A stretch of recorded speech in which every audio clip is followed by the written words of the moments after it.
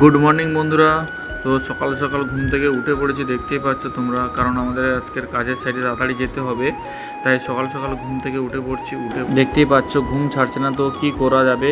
তারপর ঘুম থেকে উঠে বিছানাটাকে সুন্দরভাবে পাট করে বিছানাটা গুছিয়ে তারপরে ব্রাশ করে নিচ্ছি, কারণ আমাদের আজকে সাইটে তাড়াতাড়ি যেতে হবে, কারণ সাইটে গাড়ি এসেছে।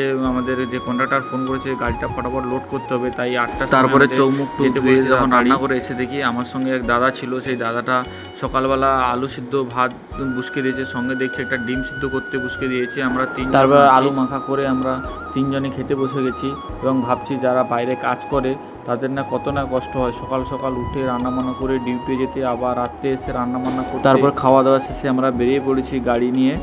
আমাদের ডিউটি আমাদের সাইটে যেতে 3-4 কিলোমিটার লাগে, এই জন্য আমাদের একটা যে কন্ট্রাক্টর আছে সে আমাদের গাড়ি দিয়েছে সাইটে যাওয়ার জন্য, তাই গাড়িটা আমি চালাচ্ছি এখন। যে চালাতো সে বাড়ি গেছে পূজার জন্য ছুটি নিতে, তো আমরা তিনজনে যাচ্ছি, দেখতে পাচ্ছি।